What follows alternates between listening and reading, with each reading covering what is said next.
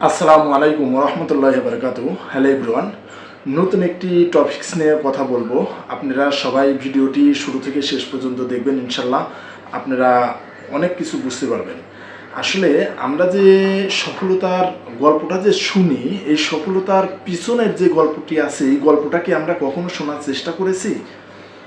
আমরা কখনোই এইটা চেষ্টা করি না। আসলে আমাদের চেষ্টা করতে হবে সফলতার পিছনের যে গল্পটি আছে, এই গল্পটি আমাদেরকে শুনতে হবে।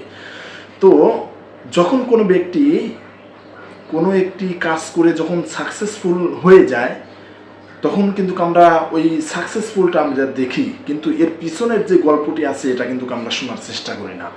আজকে আমরা সেই বিষয়টি নিয়ে কথা বলবো। ভিডিওটি না টেনে শুরু থেকে শেষ পর্যন্ত দেখুন, ইনশাল্লাহ আপনারা অনেকটা ধারণা পেয়ে যাবেন।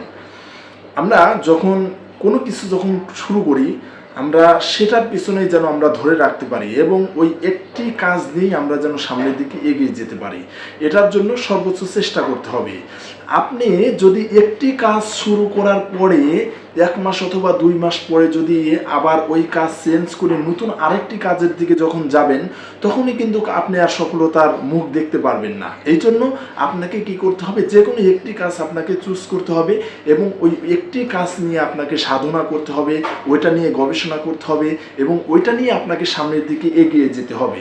যদি আপনি ওই একটি কাজে যদি আপনি সাকসেসফুল যদি হতে পারেন, তখন আপনি ডাইভার্ট করে অন্য একটি বিজনেস বা অন্য কোনো কিছু আবার পুনরায় কিন্তু আবার নতুন করে আবার আরেকটি শুরু করতে পারেন। তবে একটি বিষয় মাথায় রাখবেন সব সময়, আপনি যে কাজটি শুরু করেছেন সেটার সাকসেস যতক্ষণ পর্যন্ত আপনি অর্জন করতে পারবেন না, ততক্ষণ পর্যন্ত আপনি ওই কাজটি ধরে রাখুন এবং ওই কাজটি করতে থাকুন। ইনশাল্লাহ আপনি যদি চেষ্টা করতে পারেন, আপনি যদি ধৈর্য ধরতে পারেন, আপনি যদি সেই মনোবল নিয়ে যদি এগিয়ে যেতে পারেন, তাহলে আপনার জন্য সাকসেসফুল ইনশাল্লাহ অপেক্ষা করতেছে। এই জন্য যেই কাজটি আপনি শুরু করবেন, অবশ্যই ওই কাজটি আপনি সাকসেস না হওয়া পর্যন্ত আপনি ছেড়ে দিবেন না। সবাই বিষয়টি মনোযোগ সহকারে খেয়াল করে রাখবেন।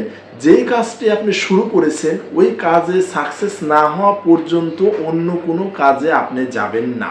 তাহলে আপনার জন্য ভালো কিছু হবে, আশা করি ইনশাল্লাহ।